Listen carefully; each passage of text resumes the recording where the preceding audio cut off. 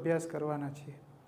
આ malaria disease બરાબર છે જે મુખ્યત્વે પ્રજીવ એટલે કે પ્લાઝ્મોડિયમ દ્વારા ફેલાતો રોગ છે।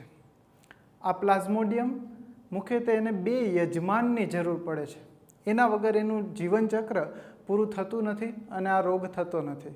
તો આ 2 યજમાન ક્યાં છે? તો એક તો આપણે પોતે એટલે કે મનુષ્ય અને બીજો યજમાન છે એમનો મચ્છર। હવે એક બંને દુશ્મન છે પણ એને યજમાન કરેલા છે। આ મચ્છર બરાબર છે અને મનુષ્યનો યજમાન તરીકે ઉપયોગ કરી પ્લાઝ્મોડિયમ પોતાનું જીવનચક્ર પૂરું કરે છે અને આપણને સામાન્ય રીતના રોગ થાય છે। તો એ જીવનચક્રને બરાબર છે આપણે સમજીએ જેથી કરીને આપણને રોગ વિશે પણ ખાસો એવો ખ્યાલ આવે। તો મનુષ્યમાં બરાબર છે એની જીવનચક્રની શરૂઆત જે છે એ સામાન્ય રીતના શરૂઆત કરીએ તો જ્યારે આપણને મચ્છર કરડે છે ત્યારે મચ્છર જે છે એની લાળ ગ્રંથિમાં સ્પોરોઝુએટ સ્વરૂપે બરાબર છે આ પ્લાઝ્મોડિયમ બરાબર છે જે ખાસ કરીને એ સ્પોરોઝુએટ સ્વરૂપે રહેલા હોય છે અને એ સ્પોરોઝુએટ એ ત્રાક આકારના હોય છે અને જ્યારે એ કરડે છે આપણને ત્યારે ઇન્સ્ટન્ટ જસ્ટ 30 મિનિટની અંદર જ બરાબર છે ફટાફટ 30 મિનિટની અંદર એ યકૃત કોષો સુધી પહોંચે છે। આપણી અંદર યકૃત કોષો સુધી પહોંચે છે અને યકૃત ગ્રંથિના જે કોષો છે એની ઉપર એના કાર્યોની શરૂઆત કરે છે। તો સૌ પ્રથમ એ આપણને બરાબર છે એની લાળ ગ્રંથિમાં રહેલા સ્પોરોઝોઇટ ખાસ કરીને કેવામાં જે પ્લાઝ્મોડિયમ છે તો પ્લાઝ્મોડિયમ વાઇવેક્સ અને પ્લાઝ્મોડિયમ ફાલ્સીપેરમ આ 2 મુખ્યત્વે જવાબદાર છે। એમાં ફાલ્સીપેરમ એ ખૂબ જ ઝેરી પ્રકારે રોગ ફેલાવે છે, ગંભીર છે એકદમ। તો આ મલેરિયાની આપણે વાત કરી। સામાન્ય રીતના આ જે મનુષ્યની અંદર જે પ્રક્રિયા થાય છે એની આપણે શરૂઆત કરીએ તો મનુષ્યની અંદર બરાબર છે મુખ્યત્વે 2 ભાગે પ્રક્રિયા થાય છે। તો એમાં મુખ્ય એ પાર્ટ છે એ આરબીસી છે એટલે રક્તકણ છે। તો એક પાર્ટ છે રક્તકણ અને બીજો પાર્ટ છે યકૃતના કોષો। તો અહીંયા મેં રક્તકણ રેડ સિગ્નલથી દર્શાવેલ છે, યકૃતના કોષો ઓરેન્જ સિગ્નલથી દર્શાવેલા છે, આપણને ખ્યાલ આવશે। તો અહીંયા જે રક્તકણની બહારનો એટલે કે રક્તકણમાં જે પ્રક્રિયા થાય છે એની પહેલાંનો જે આ તબક્કો છે બરાબર છે એ તબક્કો એટલે કે રક્તકણની બહાર થાય છે એટલા માટે એને એક્ઝો ઇરિથ્રોસાઇટિક ચક્ર કહેવામાં આવે છે।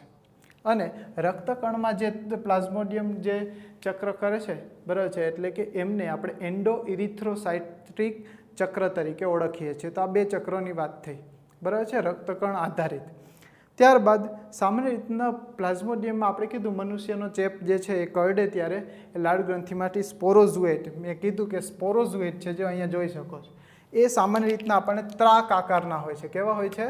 આ સ્પોરોઝુએટ છે એ ત્રાક આકારના હોય, ત્રાક આકાર અણીવાળા હોય બંને બાજુએ અને એ 30 જ મિનિટની અંદર ફટાફટ જ્યારે કરડે ત્યારબાદ આપણા યકૃત કોષોમાં પહોંચી જાય છે અને એનું કાર્ય કરે છે। હવે જ્યારે સ્પોરોઝુએટ છે યકૃત કોષોમાં દાખલ થાય છે, શા માટે ભાઈ યકૃત કોષોમાં આવડું મોટું મનુષ્ય છે?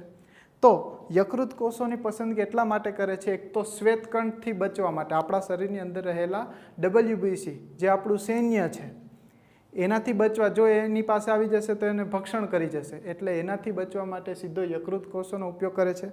બીજું સામાન્ય રીતના યકૃતમાં જે છે ગ્લાયકોજન જે રહેલું છે એ ગ્લાયકોજનનો ખોરાક તરીકે પ્લાઝ્મોડિયમ ઉપયોગ કરે છે અને આ જે યકૃત છે ભરપૂર માત્રામાં ગ્લાયકોજન હોવાને લીધે એ યકૃત કોષોની પસંદગી કરે છે। અને ત્રીજું સંખ્યા વધારવા માટે બરાબર છે એનું બહુગુણન જે છે યકૃત કોષોમાં થઈ શકે છે એટલા માટે યકૃત કોષોની પસંદગી કરે છે। સામાન્ય રીતના 3 કારણ કયા કીધા?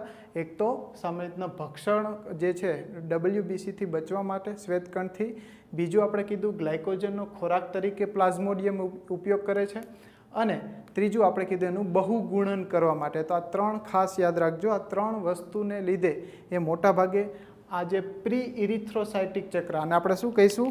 પ્રી ઇરિથ્રોસાઇટિક ચક્ર ખાસ યાદ રાખો, પ્રી ઇરિથ્રોસાઇટ્રિક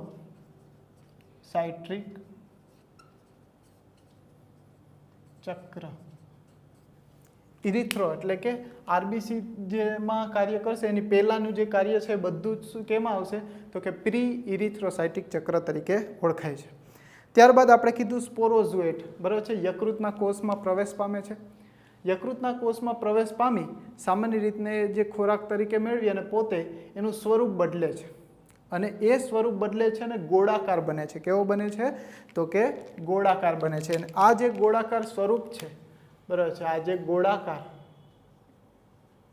ગોળાકાર જે એમનું સ્વરૂપ છે એને આપણે ક્રિપ્ટોસાઇઝોન તરીકે ઓળખીએ છીએ. શું કહીએ છીએ એને? ક્રિપ્ટોસાઇઝોન તરીકે ઓળખીએ છીએ. હવે યકૃત કોષોમાં ખોરાક મેળવી એક તો એનો સ્વરૂપ બદલે છે, ત્યારબાદ એનું બહુગુણન થાય છે અને આવું બહુગુણન બાદ એ યકૃત કોષોને તોડે છે. એટલે આવી રીતના એકના અનેક જે છે આ એના ફેરફારો કર્યા. ફરી પાછું સામાન્ય રીતના મોટાભાગે આ ચક્ર ચાલે છે, બરાબર છે, અને એ આગળ પ્રક્રિયા કરશે, બહુગુણન કરીને આગળ વધે છે. મોટા ભાગે જોઈએ તો સ્પોરોઝોઇટ યકૃત કોષોમાં કોષ રસના ભક્ષણ દ્વારા ગોળાકાર બની ક્રિપ્ટોસાઇઝન પણ ફેરવાય છે. આ ક્રિપ્ટોસાઇઝન બહુભાજન કરીને શું કરે છે? વિભાજન કરે છે અને જેને સાઇઝોગોની તરીકે ઓળખવામાં આવે છે. તો આ ઘટનાને આપણે શું કહીએ છીએ? સાઇઝોગોની તરીકે ઓળખીએ છીએ. સાઇઝોગોની. કે સાઇઝોગોની એટલે કયો ભાગ? કે જ્યાં સામાન્ય રીતના જે પ્લાઝ્મોડિયમ છે એ સામાન્ય રીતના શું કરે છે? બહુગુણન પામે છે. તો એને સાઇઝોગોની તરીકે પણ ઓળખવામાં આવે છે, અથવા તો એને ગુજરાતીમાં વિખંડી જનન એવો શબ્દ વપરાય છે. શું કહેવાય છે? વિખંડી જનન. વિખંડી જનન. હવે આ પ્રક્રિયા બાદ જેના પરિણામે જે છે એ સામાન્ય રીતના જે ક્રિપ્ટોમેરોઝોએટમાં ફેરવાય છે, એનું સ્વરૂપ ફરી પાછું બદલે અને શું બનાવશે? ક્રિપ્ટોમેરોઝોએટમાં ફેરવાય છે. આ ક્રિપ્ટોમેરોઝોએટમાં રૂપાંતરણ કરી અને આ તબક્કે ક્રિપ્ટોમેરોઝોએટ છે આને મેટાક્રિપ્ટોસાઇઝોન પણ કહેવામાં આવે છે. આનું બીજું શું કહેજો? મેટાક્રિપ્ટોસાઇઝોન. હવે આપણે સાઇઝોન્ટ આવે ને એટલે તરત યાદ આવે કે એક ગોળાકાર બને છે, એનો ફરી પાછો શું કરે છે? શેપ બદલે છે. આવી રીતના એક કન્વર્ઝન થઈ બરાબર છે, અને આવી રીતના યકૃત કોષોમાં એના ફેરફારો કરી અને મેટાક્રિપ્ટો, બરાબર છે, મેટાક્રિપ્ટોમેરોઝોએટમાં ફેરવાશે, બરાબર છે, મેટાક્રિપ્ટોમેરોઝોએટમાં ફેરવાય છે. અને આ જે છે સામાન્ય રીતના અલિંગી પ્રજનન, સામાન્ય રીતના જે આ ફેરફાર થાય છે આ બધો, બરાબર છે, આ બધો ફેરફાર જે આપણે કહીએ તો કે આ બધું અલિંગી પ્રજનનથી થાય છે. અલિંગી પ્રજનન. અલિંગી પ્રજનનથી સામાન્ય રીતના આ ડેવલપ થાય છે. અને આ જે છે આપણે કહીએ તો કે મેટાક્રિપ્ટો, બરાબર છે, મેરોઝોએટમાં ફેરવાય છે. તો આને આપણે કહીએ મેટાક્રિપ્ટોમેરોઝોએટ. મેટાક્રિપ્ટોમેરોઝોએટ. મેટાક્રિપ્ટોમેરોઝોએટમાં આ કન્વર્ઝન થાય છે અને આ યકૃત જે કોષોમાંથી એ મુક્ત થઈ હવે, બરાબર છે, એ કેમાં પ્રવેશે છે? તો કે સામાન્ય રીતના આરબીસીની અંદર પ્રવેશ કરે છે. તો જેમાંથી આપણે કીધું કે ક્રિપ્ટોમેરોઝોએટ એ રક્તકણને ચેપી કરશે, બરાબર છે. આ રક્તકણને જો અહીંયા આરબીસી છે એટલે કે રક્તકણ જે છે એને સામાન્ય રીતના ચેપ લગાડશે અને ચેપ લગાડી એના હિમોગ્લોબિનનું શું કરે છે? ભક્ષણ કરે છે. એટલે કે હિમોગ્લોબિનનું ભક્ષણ કરીને ગોળાકાર એનો શેપ ફરી પાછો બદલે છે. તો એ ગોળાકાર જે શેપ બદલે છે જેને આપણે ટ્રોફોઝોએટ તરીકે ઓળખીએ છીએ. શું ઓળખીએ છીએ? ટ્રોફોઝોએટ તરીકે ઓળખીએ છીએ. તો આ ટ્રોફોઝોએટ, બરાબર છે, સામાન્ય રીતના આગળ વધશે અને જે ટ્રોફોઝોએટ જે છે એ ગોળાકાર બનશે. એટલે કે ફરીથી આવી રીતના પ્રી ઇરિથ્રોસાઇટિક ચક્રમાં, બરાબર છે, વારંવાર કાર્ય કરીએ ફરી પાછું આરબીસીને, બરાબર છે, એક શું કામ કરે છે? ઇન્ફેક્ટેડ કરે છે. તો પ્રી ઇરિથ્રોસાઇટિક જે ચક્ર પૂર્ણ કરવા માટે એક જે સમય લાગે છે એને પ્રી પ્રિન્ટેડ પીરિયડ તરીકે ઓળખાય છે. તો અહીંથી જે આ પીરિયડ છે એને આપણે શું કહીએ? પ્રી પ્રિન્ટેડ પીરિયડ તરીકે પણ ઓળખવામાં આવે છે. અને આ સમયગાળાની અંદર રુધિરની અંદર આપણે પ્લાઝ્મોડિયમને જોઈ શકતા નથી, આપણને ખ્યાલ નથી આવતો, કારણ કે રુધિરની અંદર છે જ નહીં, યકૃત કોષોમાં કાર્ય કરે છે. હવે એ યકૃત કોષોમાંથી ક્યાં આવ્યું છે? આરબીસીમાં. તો અહીંથી આપણે કહી શકીએ શું? તો કે ઇરિથ્રોસાઇટિક ચક્રની શરૂઆત થઈ, બરાબર છે. આ અહીંથી જે છે ઇરિથ્રોસાઇટ્રિક ચક્ર તરીકે ઓળખવામાં આવે છે. અહીંયા શું કહીશું? પ્રી ઇરિથ્રો સાઇટ્રિક ચક્ર, બરાબર છે। તો અહીંયા હવેથી જે છે તમે માની લો કે આરબીસીનું સેમ્પલ લેશો તો તમને એમાં પ્લાઝ્મોડિયમ જો મલેરિયાગ્રસ્ત હોય કોઈ વ્યક્તિ તો એમને દેખાશે, કારણ કે એમને અફેક્ટ કરે છે। હવે આરબીસીને કેવી રીતના અત્યાર સુધી વાત કરી યકૃતમાં કાર્ય કરે છે। હવે જેવો આરબીસીની અંદર આવશે, બરાબર છે, ઇરિથ્રોસાઇટિક ચક્રની અંદર, બરાબર છે, ચેપગ્રસ્તને સામાન્ય રીતના અફેક્ટેડ કરી, બરાબર છે, અને જે આગળ વધશે એટલે કે રક્તકણને ચેપી કરી હિમોગ્લોબિનનું ભક્ષણ કરી અને ગોળાકાર બને છે, જેને આપણે ટ્રોફોઝુએટ તરીકે ઓળખીએ છીએ। તો આ જે ટ્રોફોઝુએટ છે એ શું છે? ગોળાકાર સ્વરૂપ છે। હવે આ ટ્રોફોઝુએટ તરીકે ઓળખાય છે। ટ્રોફોઝુએટની અંદર કોષ રસમાં મોટી રસધાનીનું અહીંયા નિર્માણ થાય છે અને એક રિંગ સ્વરૂપે દેખાય છે। એટલે અહીંયા આરબીસીની અંદર જે રિંગ દેખાય છે એટલા માટે આને સિગ્નેટ રિંગ તબક્કો, બરાબર છે, સિગ્નેટ રિંગ સ્ટેજ તરીકે આને ઓળખવામાં આવે છે, કારણ કે અહીંયા જે છે ટ્રોફોઝુએટ કેવો રિંગ સ્વરૂપે રસધાનીનું નિર્માણ કરે છે। આ સ્ટેજ બાદ તમે આગળ જાઓ, બરાબર છે, એટલે શું થશે તો કે આ રસધાની જે હતી, બરાબર છે, એ નાશ પામે છે, એટલે કે રસધાની નષ્ટ થઈ જાય છે, બરાબર છે, અને એ જે છે પોતે ટ્રોફોઝુએટ એ ફરી પાછો અમીબીય એટલે કે અનિયમિત જે છે સ્વરૂપે અમીબીય તબક્કાની અંદર પ્રવેશે છે, એટલે કે અમીબા જેવું કોઈ નિશ્ચિત શેપ નથી। આ સમયે આરબીસીની અંદર કેટલીક લાલાશ પડતી કણિકા જોવા મળે। કઈ જોવા મળે છે? લાલાશ પડતી કણિકા। અને આ લાલાશ પડતી જે કણિકા છે એને હિમોઝોઇનની કણિકા તરીકે ઓળખવામાં આવે છે। આ હિમોઝોઇનની કણિકાની વાત કરી કે આ જે લાલાશ પડતી કણિકા છે કેમાં? તો કે અમીબીય તબક્કાની અંદર લાલાશ પડતી કેટલીક કણિકાઓ છે જેને હિમોઝોઇનની કણિકા તરીકે ઓળખવામાં આવે છે। અને આ કથ્થાઈ રંગની કણિકાની અંદર હિમોઝોઇનની કણિકા કેવી છે? તો કે અપાચિત હિમનો ભાગ છે। શું છે? તો કે આ જે કણિકા છે કેવી છે? અપાચિત હિમનો ભાગ છે, જેને આપણે શું કહીએ છીએ? હિમોઝોઇનની કણિકા। હિમોઝોઇનની કણિકા તરીકે ઓળખવામાં આવે છે, જે લાલાશ પડતી રચના છે। અહીંયા સુધી યાદ રહ્યું, હિમોઝોઇનની કણિકા લાલાશ પડતી। ત્યારબાદ આગળ જે વાત કરીએ તો કે બરાબર એ જ સમયે જ્યારે આ અમીબીય તબક્કાની અંદરથી જે પસાર થાય છે, બરાબર છે, એ જ સમયે, બરાબર છે, અમીબીય તબક્કો, તો અમીબીય તબક્કામાંથી જ્યારે પસાર થાય ત્યારે એ જ સમયે એની ફરતી બાજુએ આરબીસીમાં પીળાશ પડતા ટપકા જોવા મળશે, અને આ ટપકાને સ્કૂફર ડોટ્સ કહેવાય। શું કહેવાય છે? સ્કૂફરના ટપકા। જે કેવા છે? તો કે પીળાશ પડતા સ્કૂફરના ટપકા જે જોવા મળે છે, અને એ સામાન્ય રીતના કેવા છે? તો કે પ્લાઝ્મોડિયમની નકામી નીપજ છે। શું છે? પ્લાઝ્મોડિયમની નકામી નીપજ તરીકે કોણ છે? તો કે સ્કૂફરના ટપકા।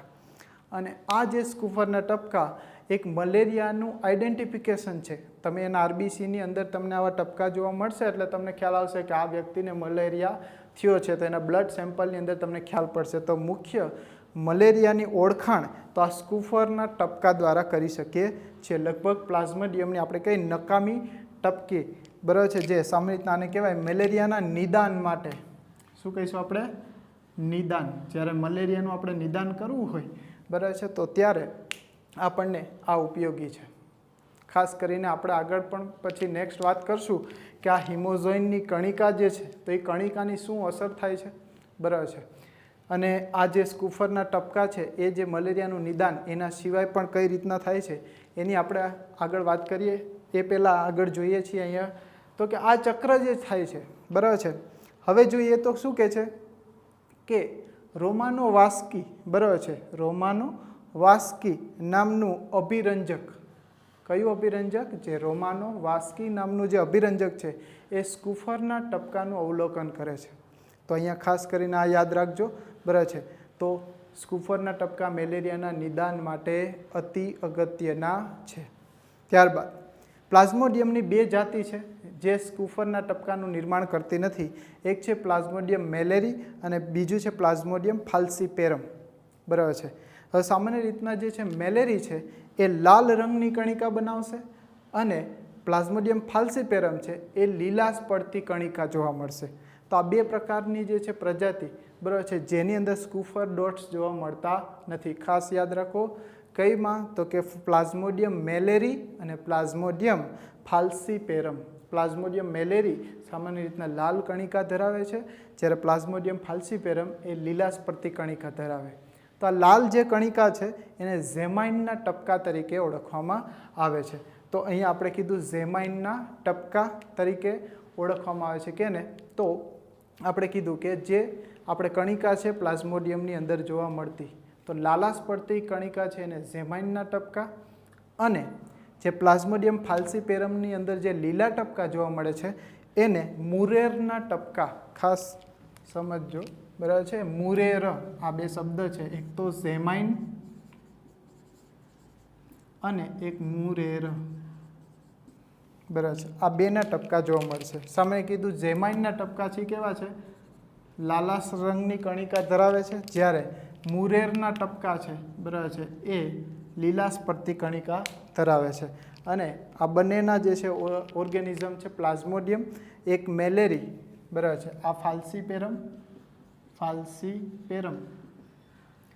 અને આને કીધું આપણે મેલેરી. બરાબર છે. તો આવી કણિકાઓ પણ ધરાવે છે. આ બનેરિયા મેલેરિયાનું નિદાન કરવામાં પણ શું છે ઉપયોગી છે. હવે આપણે જે વાત કરી હતી ટ્રોફોઝોઇટ છે એમની વિખંડન જનનની પ્રક્રિયા થાય તો 12 થી 14 મેરોઝોઇટનું શું થાય છે નિર્માણ થાય છે. હવે આ બધી પ્રક્રિયાઓ છે સામાન્ય રીતના અહીં સુધીની પ્રક્રિયા છે આરબીસીની અંદર થાય. હવે આ આરબીસીની અંદર બરાબર છે કેટલીક જે 3 તબક્કાની અંદર જે છે એ ડિફરન્શિએટ થાય છે. તો એની વાત કરીએ છીએ આપણે તો કે આ પ્રક્રિયામાં આગળ વધીએ બરાબર છે તો એક આરબીસીનું નિર્માણ થાય બરાબર છે. એટલે કે જે આરબીસી છે એ સામાન્ય રીતના અફેક્ટેડ કરી અને ત્યારબાદ એ પોતે શું કરશે એક ગુલાબવત તબક્કો જેને રોઝેટ તબક્કો કહેવાય છે જેમાં આવી રીતના મેરોઝોઇટ આનું સ્વરૂપ બદલું બરાબર છે. તો અહીંયા જે આપણે કીધું તો આ ઓર્ગેનિઝમ ટ્રોફોઝોઇટ સ્વરૂપે હતું એ હવે શું છે તો કે મેરોઝોઇટ તરીકે ઓળખાય છે. તો ટ્રોફોઝોઇટનું રૂપાંતરણ થયું બરાબર છે અને મેરોઝોઇટમાં કન્વર્ટ થયું. તો આ મેરોઝોઇટ સ્વરૂપે એ આરબીસીની અંદર છે અને એક સાથે ગુલાબની અંદર ગોઠવાયેલું હોવાથી એને ગુલાબવત તબક્કો તરીકે પણ ઓળખવામાં આવે છે. તો આ ગુલાબવત તબક્કો. ત્યારબાદ આપણે વાત કરી એ જે આરબીસી છે એને શું કરે છે વિખંડન કરી તોડી નાખે છે. તો આ રક્તકણ જે છે એને તોડે અને આ મેરોઝોઇટ છે બરાબર છે એ મુક્ત થાય છે. સામાન્ય રીતના આ મેરોઝોઇટ ફરી પાછા જે છે આરબીસીને બરાબર છે અફેક્ટ કરે છે. તો આવી રીતના રુધિરની જે છે વિખંડનની ક્રિયાઓના ચક્ર જે છે રક્તકણના એ ચાલુ રહે છે. ત્યારબાદની જે પ્રક્રિયા છે બરાબર છે એ સામાન્ય રીતના ગેમેટ્સ છે. તો બે ગેમેટ્સ એટલે કે જન્યુઓનું નિર્માણ કરે છે અને 2 કોષો બને છે જે આરબીસીની અંદર જ છે. આરબીસીને અફેક્ટ કરી 2 પ્રકારના કોષો બને છે જેને આપણે બરાબર છે ગેમેટોગોની તરીકે ઓળખવામાં આવે છે અને જે મચ્છરની અંદર. હવે આ બધી પ્રક્રિયા જે છે આપણે મનુષ્યની અંદર થઈ પહેલાં યકૃતની અંદર થઈ અને ત્યારબાદ આરબીસીની અંદર પ્રક્રિયા થઈ. હવેની જે પ્રક્રિયા છે બરાબર છે એ આગળ વધશે જે મચ્છરમાં થતી પ્રક્રિયા છે. અહીંથી જે આપણે વાત કરીશું એ બધી મચ્છરના શરીરની અંદર જે થતી પ્રક્રિયાઓ છે. તો અહીંયા સામાન્ય રીતના 2 પ્રકારના જે છે એ શું બનાવશે કોષો બનાવે છે.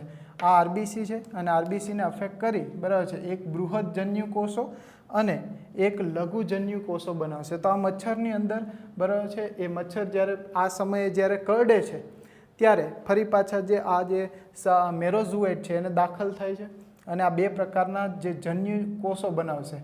એક મોટો હશે એને બૃહદજન્યુ કોષ અને એક નાનો છે એને લઘુજન્યુ કોષ. આ બંને ક્રમિક જે છે આગળ વધશે અને સ્વતંત્ર આવી રીતના બરાબર છે ઇન્ડિવિજ્યુઅલ જે કોષો બની અને એ બંને એકબીજા સાથે ફલન કરશે. જુઓ અહીંયા આને મેક્રોગેમેટ્સ અને માઇક્રોગેમેટ્સ એ બંને એકબીજા સાથે જોડાય અને ફલનની ક્રિયા કરે. ફલન જે છે ક્રિયા થઈ ગયા બાદ એ યુગ્મન જ સ્વરૂપે એટલે કે આપણને ઝાયગોટ મળશે અને એ ઝાયગોટનું સ્વરૂપ બદલશે અને જે લાંબી બરાબર છે ત્રાકાકાર સ્ટ્રક્ચર બનાવશે. તો અહીંયા જે ત્રાકાકાર સ્ટ્રક્ચર છે જેને આપણે ઉકાઈ નેટ તરીકે ઓળખીએ. શું કહીએ છીએ? ઉકાઈ નેટ તરીકે ઓળખીએ છીએ. તો ખાસ યાદ રાખો, ઉકાઈ નેટ તરીકે જે ચલ યુગ્મક એટલે ચલ યુગ્મક પણ કહેવાય છે, જે લાંબા કૃમિ આકારના છે. હવે તે બરાબર છે સામાન્ય રીતના જે અન્નમાર્ગની દિવાલ છે મચ્છરની બરાબર છે એમની અંદર આવા ઉઉશિષ્ટ એટલે કે જે ઉઉશિષ્ટનું નિર્માણ થાય છે. અન્નમાર્ગની દિવાલનું પણ આવરણ હોય બરાબર છે અને સામાન્ય રીતના ઉઉશિષ્ટ છે એને યુગ્મ પુટ્ટી તરીકે ઓળખાય છે, જે પાતળું સ્થિતિસ્થાપક આવરણ છે બરાબર છે. અને એ ઉઉશિષ્ટ જે છે સામાન્ય રીતના બે વસ્તુ, એક તો યુગ્મન જ પણ જોડાય છે, જેમ કે આ યુગ્મન જ પણ જોડાય છે અને અન્નમાર્ગની દિવાલનું આવરણ, આ બંને થઈને એક આ યુગ્મ પુટ્ટી બનાવશે. આ યુગ્મ પુટ્ટી બરાબર છે એનો ક્રમિક વિકાસ કરશે ધીરે ધીરે એની દિવાલમાં અને આ જે કોષ કેન્દ્ર ડેવલપ કરી અને એના જે આકારમાં બરાબર છે સ્વરૂપ બદલાવશે અને જે પુખ્ત યુગ્મ પુટ્ટી બનાવશે. એટલે આ ઉઉશિષ્ટ છે એનો આ મેચ્યોર તબક્કો કહી શકીએ, એટલે કે એની અંદર પુખ્તતા આવી. હવે આ યુગ્મ પુટ્ટીનું જે નિર્માણ થયું છે એ સામાન્ય રીતના શું કરશે? તો કે સામાન્ય રીતના એ મુક્ત થાય છે અને હિમોલિમ્ફ એટલે કે રંગવિહીન રક્ત ભરેલી રુધિર ગુહામાં એ મુક્ત થાય. અને આ જે મુક્ત થઈ ગયેલા જે છે સ્પોરોઝુએટ બરાબર છે એ સ્પોરોઝુએટ સામાન્ય રીતના એની મચ્છરની લાળ ગ્રંથિ છે એની અંદર એમનો સંગ્રહ થાય છે. તો અહીંયા મચ્છરની અંદર આપણે વાત કરી કે આ જે સ્પોરોઝુએટ સ્વરૂપે બરાબર છે લાળ ગ્રંથિમાં સંગ્રહ પામી ફરી પાછું એ મચ્છર જ્યારે કરડે છે બરાબર છે તો સામાન્ય રીતના આવી રીતના એની લાઈફ સાયકલ ચાલુ રહે છે. તો અહીંયા જે સ્પોરોઝુએટ છે એ પાછો દાખલ થાય છે અને ફરી પાછા મનુષ્યના યકૃત કોષોની અંદર આ પ્રક્રિયા ચાલુ થાય છે. તો અહીંયા જે આપણે વાત કરી કે આ બધી ક્રિયા છે એ ક્યાં થાય છે? તો કે મચ્છરના બરાબર છે અંદર. તો અહીંયા બે યજમાન યુઝ થયા, એક મનુષ્ય અને એક મચ્છર. તો આ બંને જે છે યજમાનનો ઉપયોગ કરી જે મલેરિયા છે પ્લાઝ્મોડિયમ છે એ મલેરિયા રોગના બરાબર છે આ વાહક તરીકે કાર્ય કરે છે. હવે આપણે વાત કરીએ કે અહીંયા આરબીસી છે. હવે કેટલીક અલગ વાત કરીએ કે અહીંયા રોઝેટ આરબીસી ગુલાબબદ્ધ તબક્કો છે. ખાસ આ તો તમને ડિટેલમાં હવે વાત કરીએ છીએ કે આરબીસી છે એ રક્તકણ જ્યારે ફાટી જાય છે બરાબર છે અને આવા રક્તકણો આપણને ખબર છે કે બધા રક્તકણો જે છે ફાટેલા નાશ પામેલા એ ક્યાં જશે? તો કે બરોડ ગ્રંથિ પાસે. અને જ્યારે રક્તકણ જે ફાટી જાય એને ભૂતિયા રક્તકણ કહેવામાં આવે છે, ઘોષ્ટ ભૂત બરાબર છે. તો આ ઘોષ્ટ આરબીસીસ છે ભૂતિયા રક્તકણ. એ રક્તકણ આગળ જશે અને ક્યાં જાય? તો આપણે કીધું નાશ પામવા માટે બરોડ ગ્રંથિમાં જશે. અને આવા ઘણા બધા આરબીસીના ક્રમિક વિઘટન બાદ આવા જે આરબીસી ત્યાં ભેગા થશે ને બરોડ ગ્રંથિમાં સોજો આવશે. તો આ બરોડ ગ્રંથિમાં સોજો આવશે બરાબર છે અને જે સામાન્ય રીતના આપણે કહી શકીએ કે એક પ્રકારનો બરાબર છે ભૂતિયા આ રક્તકણને બરોડ ગ્રંથિ મેળવી લે છે અને તેનો નાશ કરે છે. એક પ્રકારના ભક્ષક કોષો જેને આપણે કહેવાય મેક્રોફેજ બરાબર છે એ કહે છે અને બરોડમાં એ હાજર હોય છે. આ કોષો દ્વારા લાઇસોલેસિથિન નામના ઉત્સેચકનો સ્ત્રાવ કરવામાં આવે છે અને જે બરોડ છે એ લાઇસોલેસિથિન ઉત્સેચકનો સ્ત્રાવ કરી અને એ સામાન્ય રીતના આરબીસીનો નાશ કરતો હોય છે. કયો? આરબીસીના નાશ માટે બરોડ ગ્રંથિમાં લાઇસોલેસિથિન. હવે આ લાઇસોલેસિથિનનું વધુ પ્રમાણ છે બરાબર છે એ જે સ્ત્રવે છે એટલે મલેરિયાની અંદર મેક્રોફેજની સંખ્યા પણ વધે. લાઇસોલેસિથિન જે છે એ બરોડમાં ગ્રંથિમાં સ્રોજો પ્રેરે. એટલા માટે બરોડની અતિવૃદ્ધિ જે થાય જ્યારે બરોડ ગ્રંથિની વૃદ્ધિ થાય તો એને સ્પ્લીન ઇન્ડેક્સ તરીકે પણ ઓળખવામાં આવે છે. અહીંયા ખાસ કેટલી વાત કરી તો એ કે તો આરબીસી હતા, એ આરબીસી સતત વિઘટન પામ્યા અને એને આપણે ભૂતિયા રક્તકણ એટલે ઘોષ્ટ આરબીસી તરીકે ઓળખ્યા. એ બધા જશે ક્યાં? તો કે બરોડ ગ્રંથિની અંદર અને એ બરોડ ગ્રંથિમાં જશે અને ત્યાં એનું નાશ થાય. હવે નાશ કરવા માટે ત્યાં મેક્રોફેજ જે છે લાઇસોલેસિથિનનો શું કરે છે? ઉત્સેચકનો સ્ત્રાવ કરે છે.